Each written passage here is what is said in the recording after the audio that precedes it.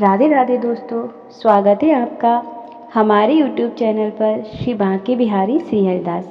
हम बात करेंगे आज बांके बिहारी जी के एक और अद्भुत चमत्कार के बारे में। तो आइए शुरू करते हैं। जब बांके बिहारी जी ने मुझसे कहा, श्री बिहारी जी महाराज को कौन नहीं जानता।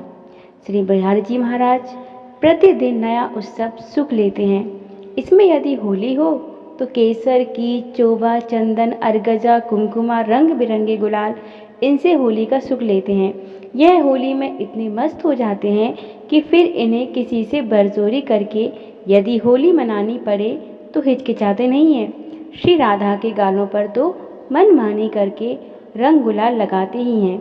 उन्हें अपने प्रेम रस में इतना डुबा देते हैं कि फिर वे मदहोश हो जाती हैं। श्री स्वामी हरिदास जी महाराज इस सुख को देखकर तानपुरा से गाने लगते हैं।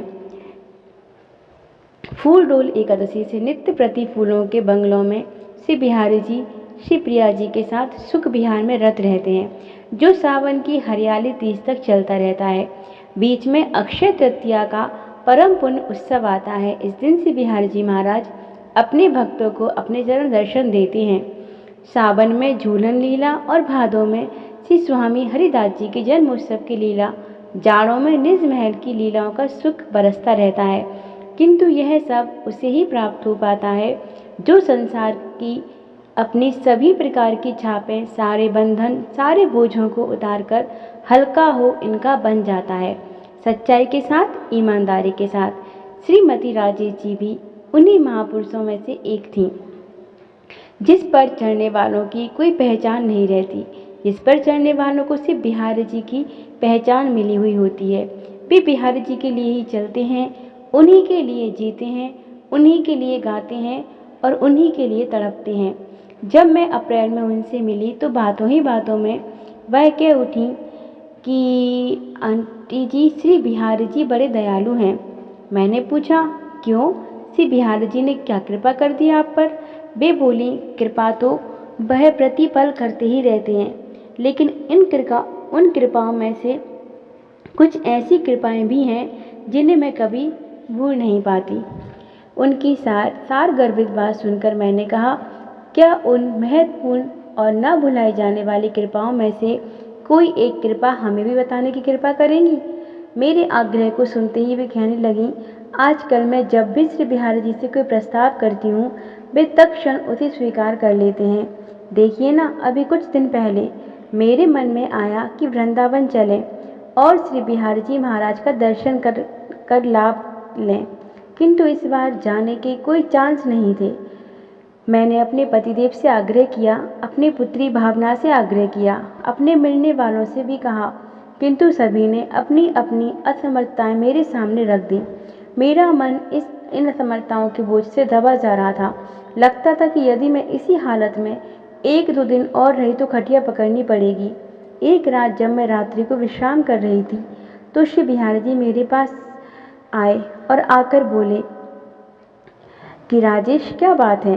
अब और परेशान मत हो, मैंने तुम्हारा वृंदावन जाने का सारा प्रबंध कर दिया। कल तुमको चलना है। यह सुनते ही मैं हड़बड़ाकर उठी, किंतु मुझे वहाँ कोई भी दिखाई नहीं दिया। मेरी बेचैनी और बढ़ गई। सुबह मैंने श्री बिहारी जी के निर्देश को सभी से कहा, किंतु उस सब के बावजूद मुझे वृंदावन ले जाने के लिए किसी प्रकार का किसी में भी उत्साह दिखाई नहीं पड़ा। जैसे ही मैं अपने ऑफिस पहुंची, तभी मेरे भाई जो ग्रीन पार्क में रहते हैं मुझसे मिलने आए और बोले, राजेश चलो, वृंदावन चलना है आज। श्री बिहारी जी महाराज ने इस बार यह जिम्मेदारी मुझे सौंपी है कि तुम्हें अपने साथ वृंदावन लेकर जाऊं। भैया की बात सुनकर मैं रोमांचित हो गई।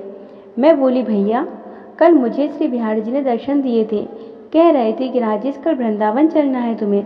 मेरी बात सुनकर भैया के नेत्र अश्रुपूरित हो गए। मैं भी उनकी इस अवस्था को देखकर रोमांचित हो उठी।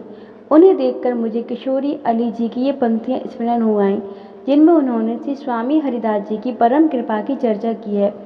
श्री स्वामी हरिदास जी महाराज निकुंज की ललिता सखी हैं। इनकी कृपा के बिना नित्य वृंदावन स्थित श्री निधिवन निकुंज और उसमें अनन्य प्रेम रस लीला मग्न श्री कुंज बिहारिणी जी से वहाँ और अंथा किसी प्रकार का सामीप्य स्थापित नहीं हो सकता। तभी तो श्री बिहार जी अपनाने वाली भाषा का प्रयोग कर रहे हैं। श्री बिहार जी तो स्वामी जी के परवश हैं। तभी मेरा मन गा उठा, श्री हरिदास कृपा निधि सागर हैं। बोल श्री वृंदावन बिहारी लाल की जय। राधे राधे।